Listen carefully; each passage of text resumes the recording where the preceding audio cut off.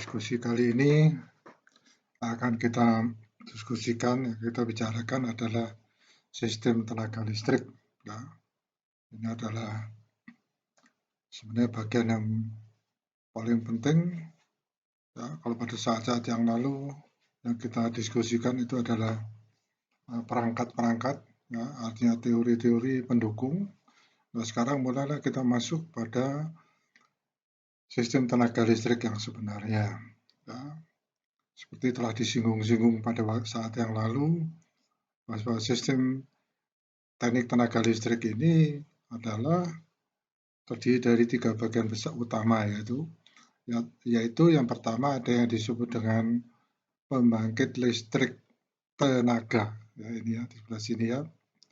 Jadi kita lihat pembangkit listrik tenaga itu penting, ya, karena itu yang menjadi sumber dari tenaga listrik tersebut, ya. Nah, mengapa sistem tenaga listrik ini berbicara mengenai pembangkitan listrik? Karena itu adalah yang diproduksi dan yang nanti akan dinikmati oleh konsumen. Ya.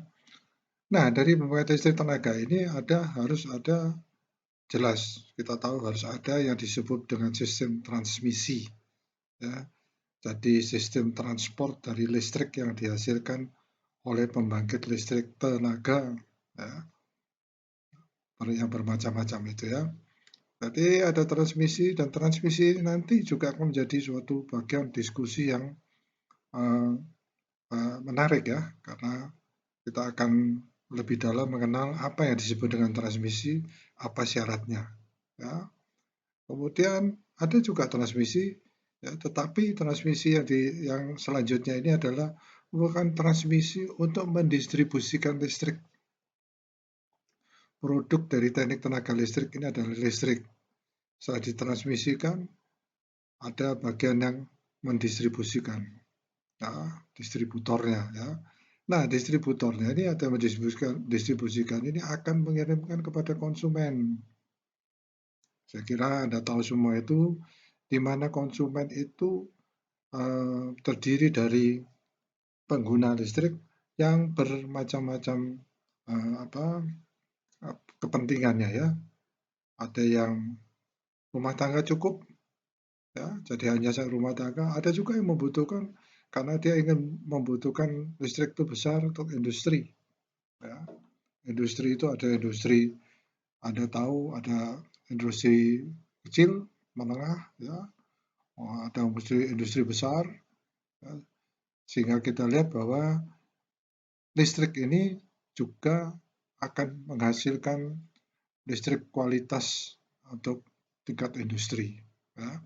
Apa itu industri? Apa itu kualitas untuk rumah tangga? Nanti akan kita lihat pada diskusi selanjutnya.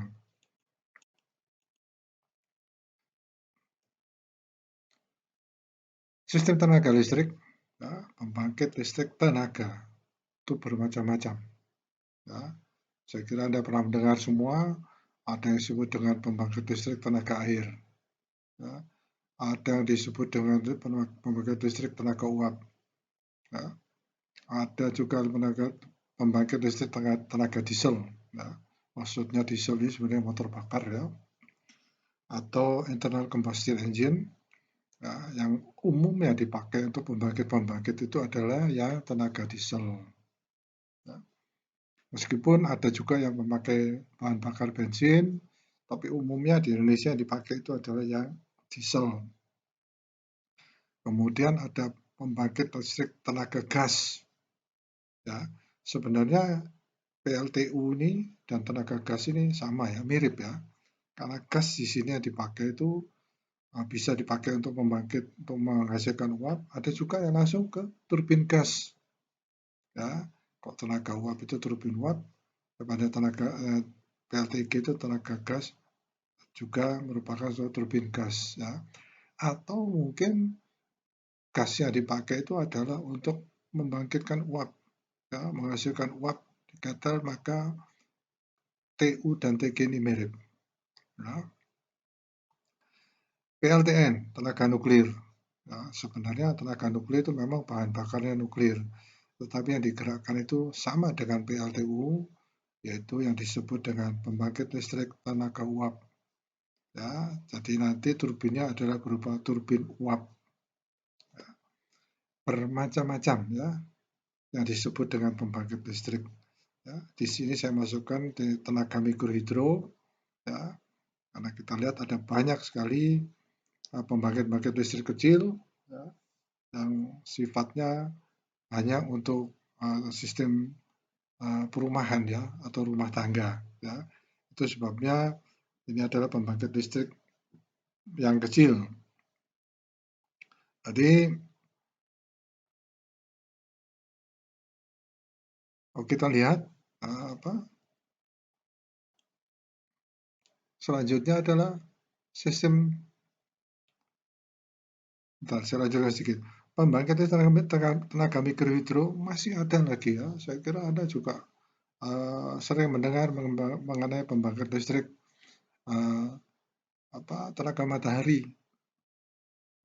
ya, pakai solar cell, di mana itu solar cell itu mengubah radiasi matahari menjadi pergerakan elektron ya, dan masih banyak lagi pembangkit listrik ya, ada yang kincir air ya. Sekarang inovasi banyak sekali, tapi ini yang saya sebutkan ini adalah sudah cukup banyak ya, masing-masing mewakili pembangkit listrik tenaga tadi ya. Baik, jadi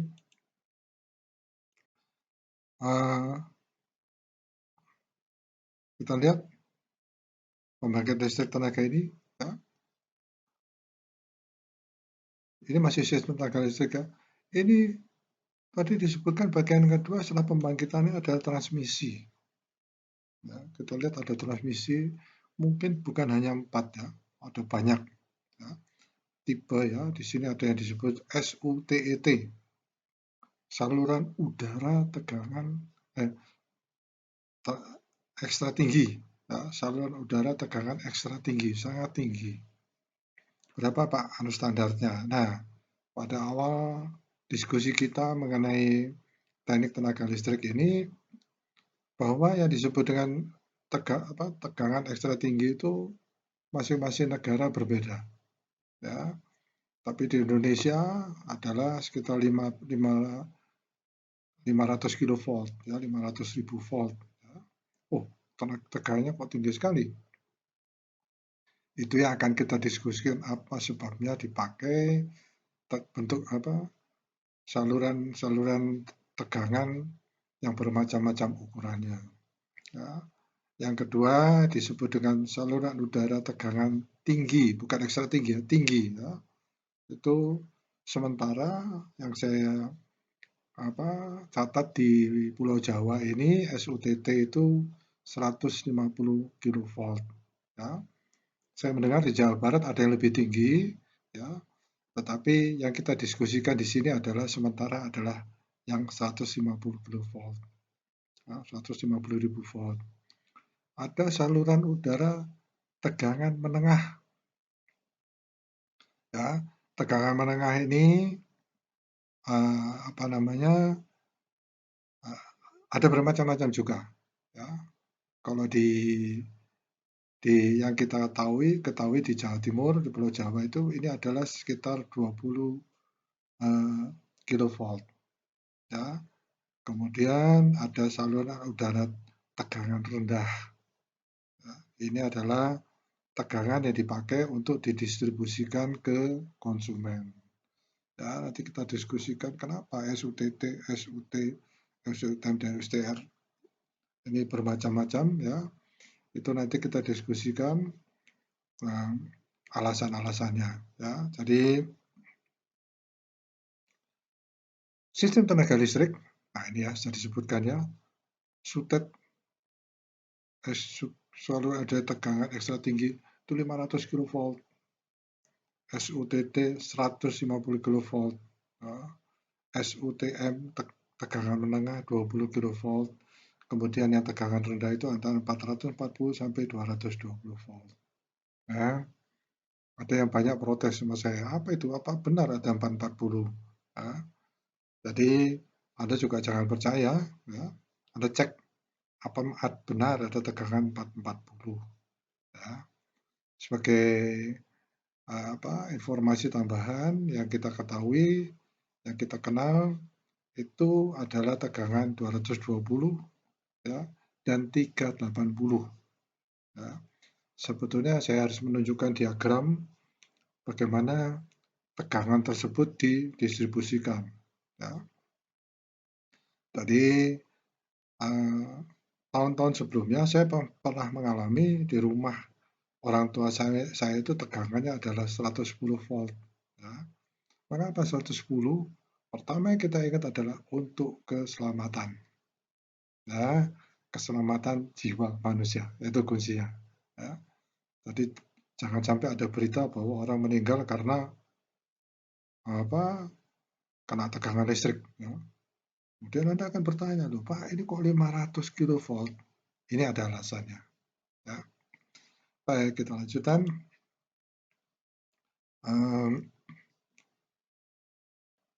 Tadi kalau kita bicara mengenai transmisi, ya, sementara kita melakukan perjalanan misalnya keluar kota, ya, sering kita melihat tiang-tiang listrik ini, ya, bentuknya kok bermacam-macam ya.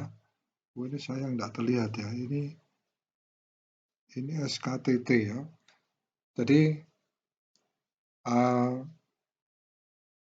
ini semua saya ambil ya dari apa namanya, saya browsing, saya ambil berdasarkan keterangannya. Ini masing-masing mempunyai spesifikasi tersendiri.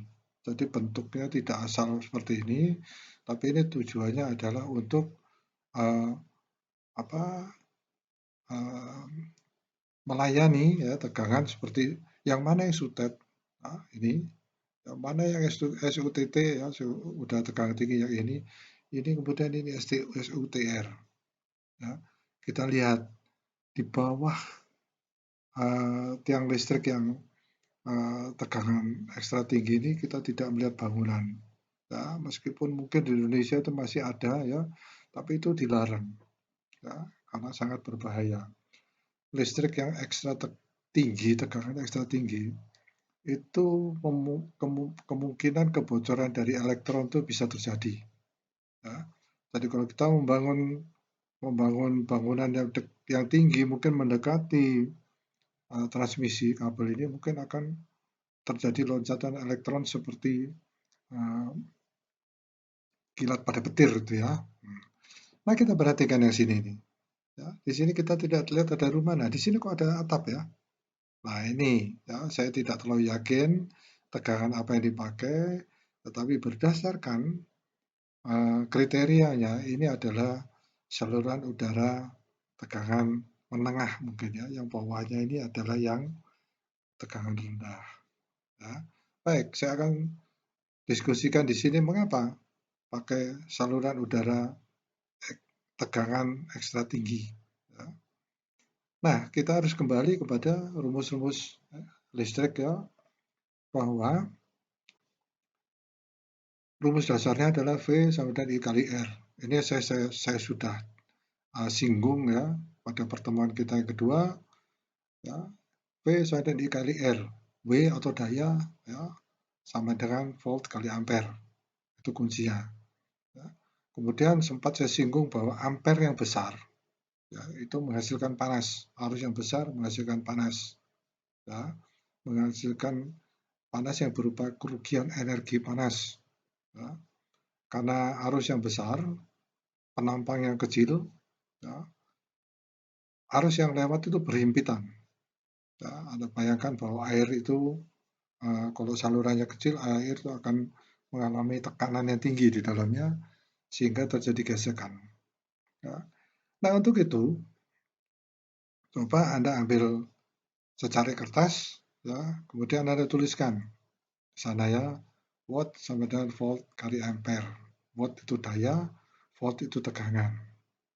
Ya. Kalau watt ya daya yang dihasilkan oleh sebuah pembangkit listrik. Ya, contohnya Karangkates ya atau Bendungan Sutami gitu ya. itu menghasilkan 3 kali 35 megawatt. Ya, satu aja, ya, satu turbin aja yang menghasilkan 35 megawatt. Kalau dia harus diantar ke konsumen rumah tangga yang mempunyai tegangan 220 volt, coba Anda hitung, ya, 35 megawatt dibagi 220 volt, berapa ampere yang Anda dapatkan? Nah, Anda bayangkan bahwa ampere itu akan menjadi sangat besar, dan itu akan menimbulkan panas dan menimbulkan kerugian. Nah, supaya tidak rugi, ya, sempat saya singgung, penampangnya harus diperbesar. Ya, saya pernah mencoba menghitung, kalau tegangan 220 volt dikirim ke konsumen, ya, untuk jarak tertentu, penampangnya itu bisa penampang kabelnya sekitar 10 meter. Penampang, ya, jadi diameter kabelnya 10 meter. Saya tidak bisa membayangkan digantung di mana kawat dengan diameter 10 meter itu. Ya, nanti Anda lihat, kenapa? Karena untuk menghindari kerugian, ya, penambang harus cukup besar. Itu sebabnya pembangkit listrik yang besar-besar, transmisinya harus memenuhi syarat agar tidak ada kerugian energi panas. Ya. Bagaimana caranya? Arus kita perkecil. Ya. Tadi, ya, tetap watt sama dengan volt kali ampere. Ampere kita perkecil, arus kita perkecil. Ya. Dayanya tetap 35 megawatt. Ya. Akhirnya apa yang menjadi besar? Tegangannya. Nah, itu sebabnya dengan tegangan yang besar, daya yang kita kirim juga besar, arusnya kecil. Kalau arusnya kecil, maka penampang saluran penghantarnya juga tidak perlu terlalu besar, kecil. Nah, itu sebabnya saya katakan bahwa ada bermacam-macam standar mengenai saluran udara tegangan ekstra tinggi atau SUTT atau SUTIT, ya, berdasarkan pada pembangkit listriknya. Dan tentunya tidak bisa kita konsumen itu dipaksa memakai tegangan ekstra tinggi untuk kebutuhan rumah tangganya, ya. Saya kira Anda mungkin dalam hati juga geli sendiri mengenai itu, ya. Karena Anda tahu 220 itu sudah banyak yang terjadi kecelakaan, ya. Nah, oleh sebab itu, untuk transmisi ini yang yang memakai saluran udara tegangan tinggi atau ekstra tinggi, itu hanya boleh diberikan atau hanya boleh dipasang di daerah yang boleh dikatakan kosong oleh penduduk. Ya. Itu sebabnya di daerah-daerah pegunungan, daerah hutan, ini dipasang. Ya. Begitu mendekati konsumen, di mana penduduk mulai ada rumah penduduk mulai ada, ya, misalkan kota-kota yang agak renggang penduduknya, tegangan bisa diturunkan. Artinya tegangan harus diturunkan, ya. Jadi dari ekstra tinggi menjadi tegangan tinggi, tapi ada syaratnya berapa kepadatan penduduk sekitar itu. Nah, kemudian mendekati kota, tambah mendekati kota semakin padat, tegangan diturunkan lagi menjadi 20 kilovolt. Ya, itu di daerah yang mulai agak padat. Kemudian begitu masuk kota, padat sekali, tegangan maksimum adalah 440 volt. Ya, sampai di rumah kita menjadi tegangan 220 volt. Jadi itu STIT, SUTT dan SUTIT itu dipakai untuk mengurangi kerugian. Nah, itu alasannya. Ya. Sehingga ada beberapa fasilitas yang dipakai, seperti misalnya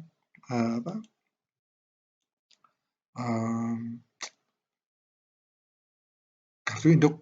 Nah, kartu induk itu di mana di kartu induk itu tegangan listrik, proses penurunan tegangan atau menaikkan tegangan terjadi di gardu induk.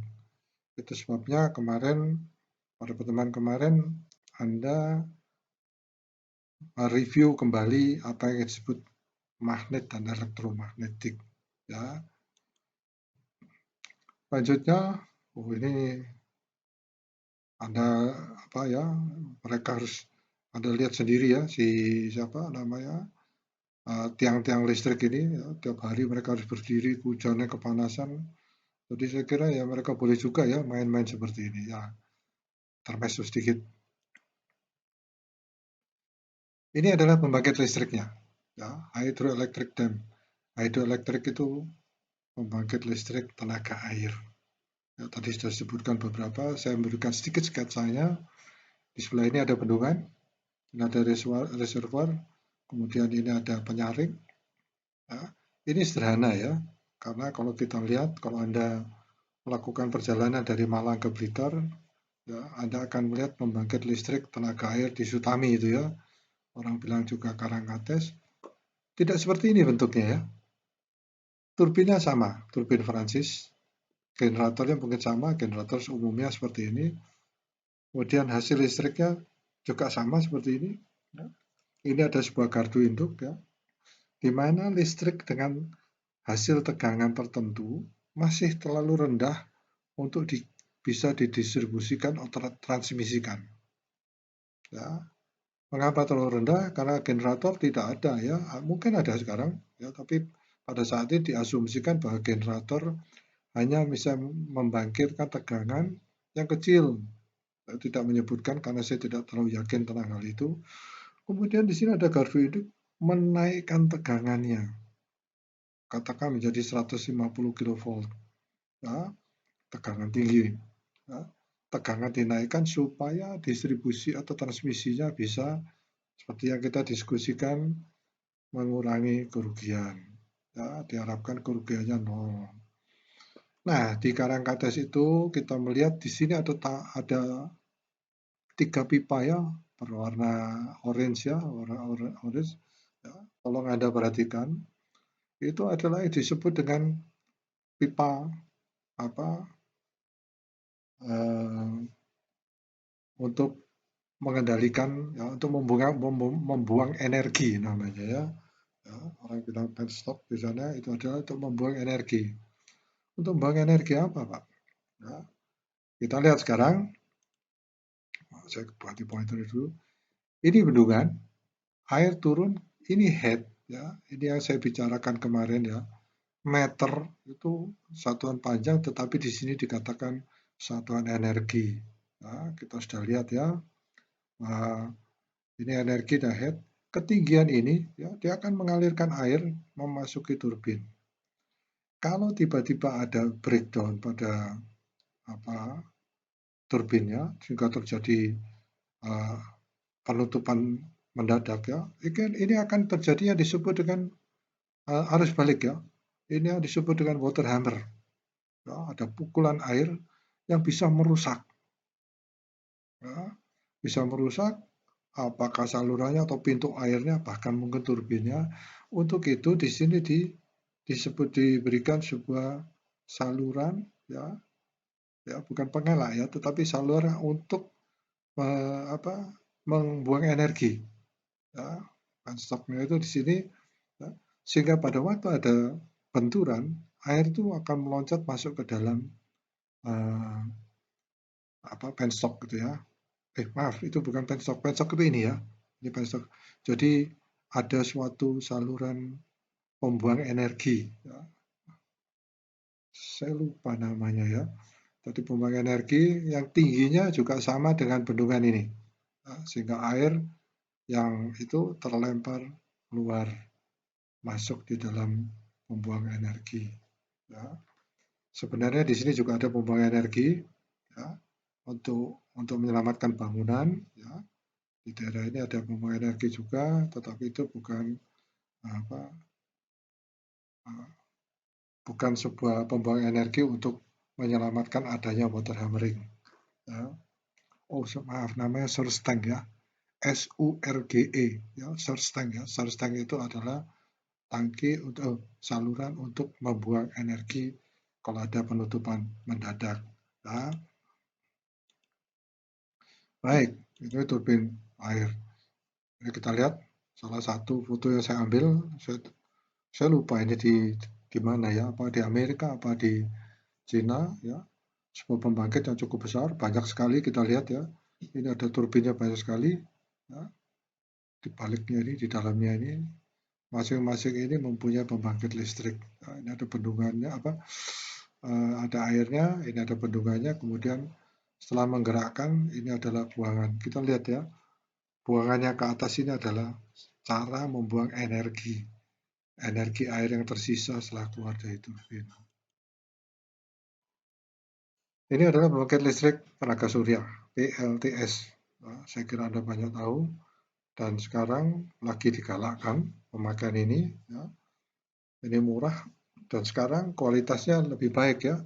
Jadi kualitas dari solar cell-nya ini lebih bagus, kualitas listrik yang dihasilkan juga lebih bagus, pengatur atau kontrolnya juga lebih bagus, ya, sehingga kualitas listrik yang dikeluarkan juga lebih baik. Ya.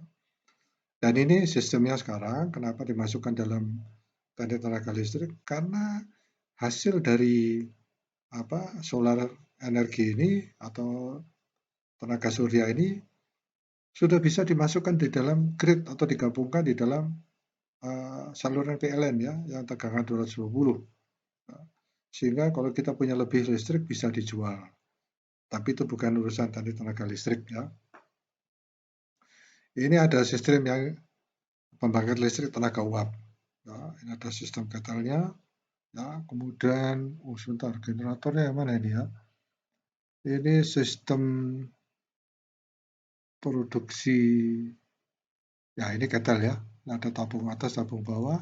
Produksi uapnya, kemudian uap itu ini turbin uapnya ya. Ini turbin uapnya, ini generator. Jadi uapnya itu menggerakkan turbin berputar. Ya, ini prinsip ya, prinsip kerja sebuah tenaga uap PLTU. Ya, ini generator. Setelah listrik dihasilkan, ini ada transformator, tegangan dinaikkan, kemudian didistribusikan. Nah, itu saya belum mendapatkan diagram yang lebih yang lebih jelas, tetapi ini sudah menunjukkan ya, bahwa ini ada sistem tenaga uap. Nah, kita lihat di sini, ya, salah satu yang harus kita diskusikan atau kita pahami adalah bagaimana sistem listrik distribusian listrik di Indonesia. Karena di Indonesia begitu banyak pembangkit dengan bermacam-macam daya pembangkitannya yang dihasilkan dan bermacam-macam tegangan yang dihasilkan. Ya, ini saya punya daftar ya. Ini ada PLTA Puisangan ya, ada PLTA Segura-Gura, bermacam-macam di sini ya. Kita lihat berapa semua yang dibangkitkan di sini. Ya. Ada sistem pembangkit. Kebetulan ini adalah PLTA semua yang saya dapatkan datanya. Ya. Nah, inilah yang nantinya harus Anda sebagai ahli teknik tenaga listrik harus bisa mensinkronkan semuanya ini. Ya, kapan mereka dibangkitkan, kapan mereka melayani suatu daerah. Ya. Yang pada bagian terakhir dari kuliah ini kita akan diskusikan mengenai yang disebut dengan pembagian listrik. Ya, seperti Anda sudah tahu di sistem PJB ya, sistem pembangkitan Jawa dan Bali, ya, itu ada suatu sistem ya, bagaimana listrik semua pembangkit yang ada ini semua dibangkitkan ini bisa melayani kelistrikan di Indonesia. Ya, semua akan ada rencana akan disinkronkan ya, sepertinya Pulau Jawa, Bali ya, dan sebentar lagi Sumatera ya akan dijadikan satu di dalam suatu sistem pembangkitan ya, yang nantinya akan diatur dengan suatu sistem yang istilahnya adalah interkoneksi. Ya. Tujuan interkoneksi itu adalah memakai pembangkit, memanfaatkan listrik seefisien mungkin dan efektif. Ya, mudah-mudahan tidak ada yang terbuang. Ya, kita lihat listrik sulit sekali disimpan ya. Ya, meskipun kita tahu ada suatu sistem penyimpanan, ya, tetapi itu adalah listrik DC. Ya. Mungkin Indonesia akan beralih ke sistem listrik DC, ya, tapi itu mimpi ya. Ya, karena kita lihat sudah mulai ada penggalaan mengenai mobil listrik, ya, di mana listriknya adalah DC. Ya. Sumber dari apa namanya baterainya Indonesia sangat kaya sekali ya. Saya kira Anda sudah mendengar tentang itu. Belum ada hubungan dengan tadi tenaga listrik. Kita lanjutkan. Ya, ini PLTA lagi. Begitu banyak. Ya, banyak dibangkitkan dan tidak kita harus mengatur supaya tidak seenaknya bisa kita pakai. Ya, semua harus diatur dengan sistem interkoneksi. Ya, Anda nanti kita akan diskusikan sedikit mengenai ya pada pertemuan mendatang ya apa yang disebut dengan beban dasar, beban menengah, dan beban puncak. Itulah yang nanti akan diatur di dalam interkoneksi. Nah, masih ada lagi PLTA, ini masih di luar PLTD, PLTU. Ya. Di Jawa Tengah itu ada juga panas bumi. Ya. Belum lagi yang mikrohidro belum ada di sini. Ya. Tapi Anda lihat begitu banyak ya, sumber listrik. Ya. Indonesia memang sebenarnya luar biasa ya tentang hal ini. Itu belum pembangkitan tenaga surya dan tenaga angin ya, yang sudah diintroduksi pada saat-saat yang lalu. Ya. Ini masih adalah PLTA. Baik. Nah inilah yang akan saya sampaikan ya, mengenai tahanan ya, terhadap penampang penghantar. Nah, inilah yang tadi menjadi masalah besar di dalam pengiriman dengan penghantar yang kecil. Ya, kita harus tahu ya, bahwa dengan penghantar yang kecil, ya, tahanan harus sebanding ya, dibandingkan dengan hambatannya ini ya, hambatan dengan panjangnya. Jadi kita lihat dengan rumus ini kita sudah tahu ya, bahwa dengan penampang yang semakin kecil hambatannya semakin kecil ya. R sama dengan 1/A. Ya, kalau kita katakan ini per A ya. Sehingga semakin kecil semakin kecil penampang di sini, hambatan semakin besar. Salah saya. Oleh sebab itu, agar hambatan semakin kecil yang menyebabkan menghasilkan panas tadi, penampang harus diperbesar. Ya. Untuk menghadapi tahanan yang besar ini, maka daya diperbesar sesuai dengan yang kita diskusikan sebelumnya. Sehingga saluran udara tegangan ekstra tinggi bisa memakai penampang yang kecil, ya, meskipun tahanannya besar, tapi besarnya itu masih bisa dipakai ya, dengan menaikkan tegangannya. Ya.